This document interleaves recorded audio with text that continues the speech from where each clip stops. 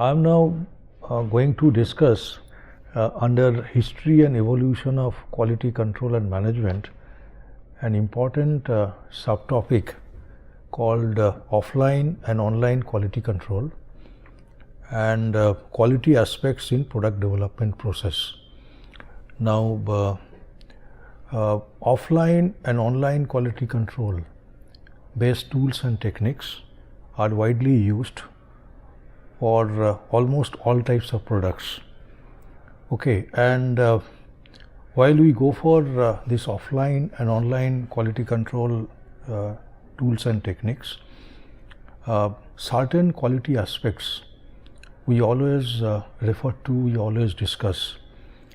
And if you look through the history of quality control and improvement, you will find that many sorts of tools and techniques we use under offline as well as an online quality control, which are actually the instrumental in producing a product which have excellent good quality as well as the robust in nature.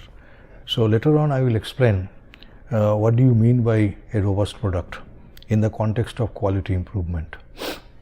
Now I've already mentioned that these are two concepts, in fact, online quality control and offline quality control. Now the context in which they are referred to must be understood very clearly and in totality. Okay, so that is the purpose, so that as a learner you get the the real understanding of these two concepts. Okay. Now, what is offline quality control? That is, it has there are many types of activities you carry out. Mainly, the activities relating to offline quality control may be grouped under two categories. One is product design, and the second one is the process design. These are the two important aspects we have in the product development process. Now, during the product design, a new product is developed or an existing product is modified. Like if you visit any manufacturing company, you invariably will find that there may be a new product development cell, or sometimes even you will find if the company is having R&D cell or R&D department, it's also the purpose of creating R&D is to create new product in many cases. The goal here is to design a product which is manufacturable and meets customer requirements. This is very, very important, manufacturable. Okay, and meeting customer requirements, which is obvious. During the process design, what you do, production and process engineers developed manufacturing processes as well as the process plans to produce the specifications developed during the product design stage. Now, here the key word is the process plan. In fact, in many factories and many companies, you will find that the process plan is referred to as a technology. So, if the process plan is known, that means you are ready to produce the product.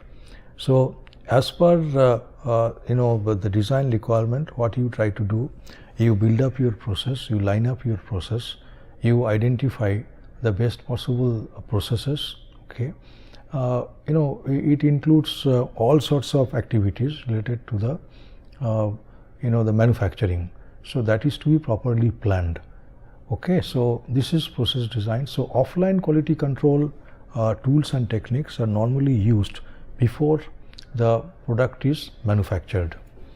Now there are normally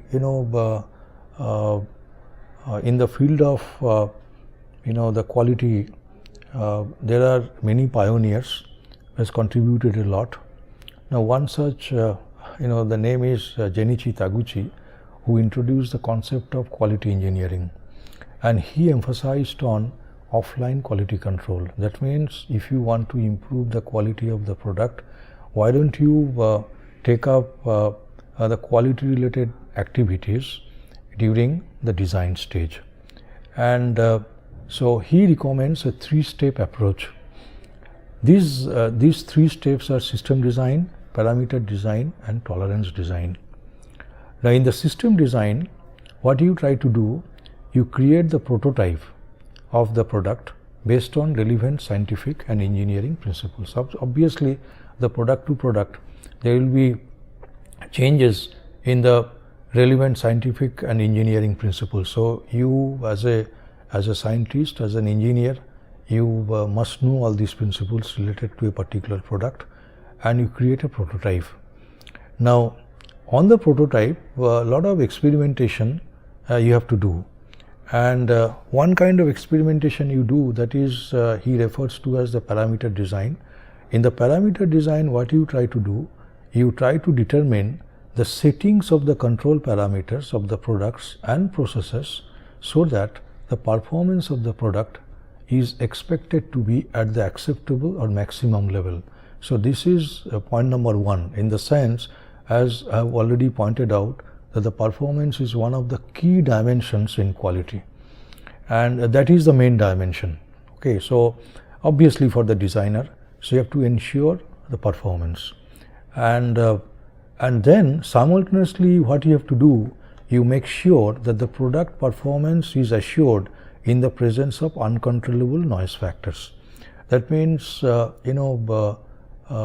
even if you start using a particular product in a very adverse environment, okay, extreme situations, like say maybe in the underground mines or in the the desert, okay, with high ambient temperature, say 55 degrees Celsius, you will find that the product is running. Now, this was not possible some 50 years back for most of the products. Now, today it is possible. So, what is it? The basic concept is you just test the product in several adverse conditions, and you make the settings in such a way that the performance is guaranteed. So, when even if the effect of the uncontrollable noise factors, like say the temperature, humidity, dust, fumes, and etc. So, the effect of the uncontrollable noise factors on the performance of the product is minimum. You say that the product is a robust one. So, this is the second stage, the parameter design. And then the third stage, what you do, you go for the tolerance design. Here, you go to these steps. That means it is basically you go one step further. That means instead of the specifying the point estimates of the parameters, why don't you go for the interval estimates? And this is basically the tolerance zone you create. So, that's why it is referred for each controllable the factors. So, this is referred to as the tolerance design. Is it okay? So, this is tolerance design is essential for process settings. Getting my point? Otherwise, it may be impossible to control the process settings at their point estimates. It's just not feasible. That's why you specify the tolerance zones. Okay. So, the basic objective of this approach is to create a product which is robust in nature, and today we will find there are lots of examples of such products, like say car batteries, like the toys, like the Sony TV, or the computers, the car engine, etc. These obviously these products have been created with the robustness in mind. Okay, so they are referred to as a robust product. Now, what are the specific objectives? There are the fourfold objectives we have. First one is to identify customer needs and expectations most accurately. Sometimes what you do, you go for market research and you get the the product brief from the customers. To design a product that meets customer needs and expectations, to design a product which can be consistently and economically manufactured. Now, here the point is consistently. Now, this is whenever you try to create a quality system, make sure that the variability is under control, and whatever you do, you are able to do it consistently for longer period of time. So, this way you create the quality systems in any manufacturing or service organizations. And the last objective is of offline quality control to develop clear and adequate specifications, the standards, procedures and equipment for manufacture. So these are the 4 objectives, specific objectives you have. Now there is a term called quality of design. Everything starts at the design level, and so the quality, that means the product which you are going to manufacture, the product which you are going to design, now it must meet some requirements in the system. It will be used over there. So normally it's a design process. Now at the design stage, make sure that the quality aspect separately is dealt with. Like say sometimes what you do in a traditional the design process, you bring in the concept of factor of safety. Okay, so that is just one issue. There are many other considerations you must have at this stage. So the quality of design, which is we will explain it later on. The quality of design, it is essentially, we refer to offline quality control, and the quality of conformance, this part is dependent on how meticulously you perform online quality control techniques. Obviously, when the design is ready, quality is assured, that blueprint is made. Now what you try to do, you go for manufacturing it, and while you manufacture, make sure that whatever the specifications you recommend at the design stage, these are conformed with. So the entire system of manufacturing sometimes is referred to as the quality of conformance. Okay, so this is very important. So whenever we talk about quality of conformance, we must use the various kinds of tools and techniques for quality control, and these are referred to as online quality control. Usually these online quality control techniques are used on real time. That means the real time, this is the point to point, or say unit to unit you must control. Okay, so that sort of system. So the activities relating to online quality control are concerned with manufacturing products within the specifications, established during the product design, I have already referred to, using the procedures developed during the process design. Okay, so this is the process developed, mainly we also refer to as the process plan. Okay, so the output of the design is basically the engineering drawing, and output of the process design is essentially the the process plan. So both are used, and then product and process designs may be revised if feedback from customers reveals opportunities for improvement. Obviously, you are in the the constant cycle of improvement, continuous or continual cycle of improvement. Obviously, it's a closed loop. So you always try to get back, try to get the feedback, okay, from the customers, and based on the feedback which you get, feedback information, you try to revise the design, you try to revise the process design. And there are 2 stages in online quality control. At the first stage, appropriate production quality control methods are developed and used for assurance of quality, like for examples like say SPC, statistical process control, or the control charting, many other tools and techniques you are going to use. So those will be used at the first stage, and at the second stage the aspect of customer relations is looked into systematically. So this is the features. Now forms of quality production quality control methods. So like different kinds of tools and techniques you use. So sometimes they are referred to as one category of such tools, okay, is referred to as the process diagnosis and adjustments. Like say the diagnostic tools you use for fault identification, for troubleshooting, for the maintenance. So you can use different types of diagnostics, and the process is monitored at regular intervals, and adjustments and corrections are made as needed. That means there are many examples of a process, like it could be a facility, it could be a machine tool, it could be a group of facilities, is it okay, entire plant, like this. So this is very important. And the second one is prediction and correction. A quantitative process parameter is measured at regular intervals, like say the process parameters like the speed, feed, depth of cut, the type of coolant you use in a typical the machining operations and all. Suppose the operation is turning. So what you do, metal turning. So at regular intervals, these process parameters, their values are being monitored. The data are used to project trends in the process. Whenever the process is found to be too far off target, the process is adjusted to correct the situation. So normally what happens, the well-trained workers or the supervisors, they can do this job, the correction one, and they know that what sort of correction mechanisms they have. This method is also called feedback or feed-forward control. Is it okay? That means you must do it or they adjust the process when you notice some deviation from the target as quickly as possible. How are they related to product development process? This is the product development has got three main interrelated phases. One is the product design, followed by process design, followed by manufacturing. And when you represent them, that means the first phase is linked to the second stage. It is also linked to the third stage. Second stage is linked to the third stage, and as well as it is linked to the first stage.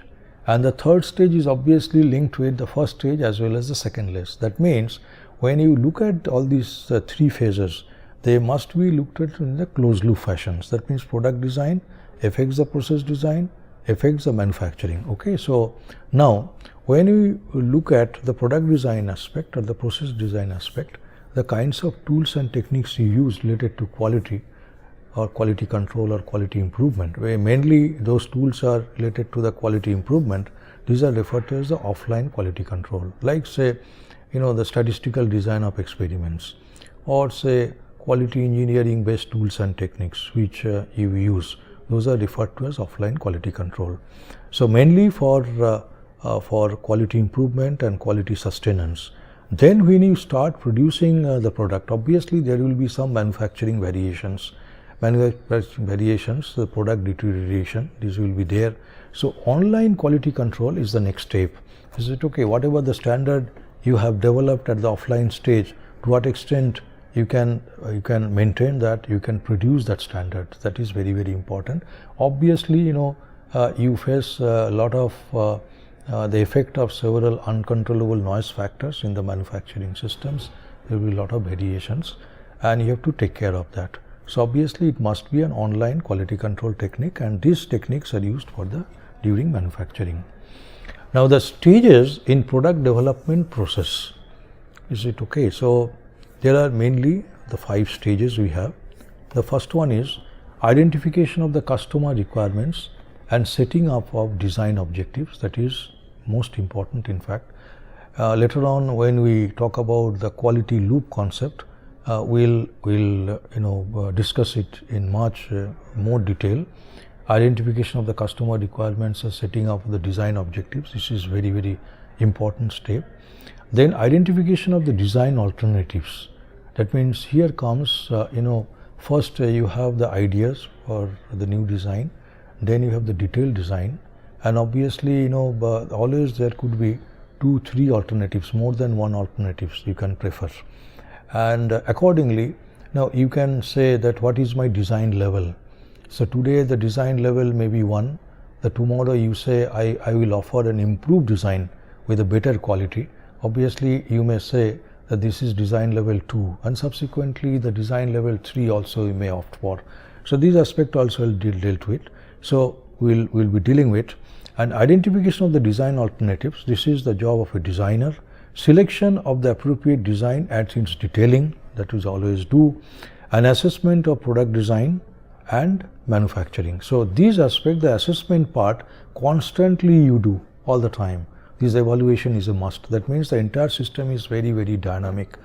And as you may be knowing, one particular important aspect is, the design is never the matured. There are examples. The small product, maybe just 1 or 2 components you have. It took almost 120 years, 130 years to get it matured. So always there is a scope for improvement in the product development process.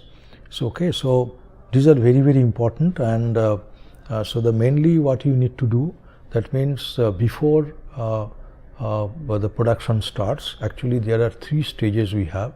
We have the design stage, then the production stage, and the design stage sometimes is referred to as the pre-production stage. If your focus is on production, that means the production is the central point, and then before production the pre-production stages, and after production you are engaged in post-production stages. Now everywhere, these the aspect of quality you need to consider. This is one. Another one is when you try to look into the process quality. Now there is a concept called process life cycle. The process means maybe it's a workshop you develop, a plant you develop. Now how do you develop this plant? This is very important. So the first stage you go for designing it, you have to install a plant. At the next stage you will have the commissioning. At the third stage, after the commissioning is over, you start working with the manufacturing systems. So obviously there will be operation, you will be dealing with the operations, and simultaneously you will be dealing with the maintenance. So that is essentially the manufacturing systems. Now the manufacturing system has its life.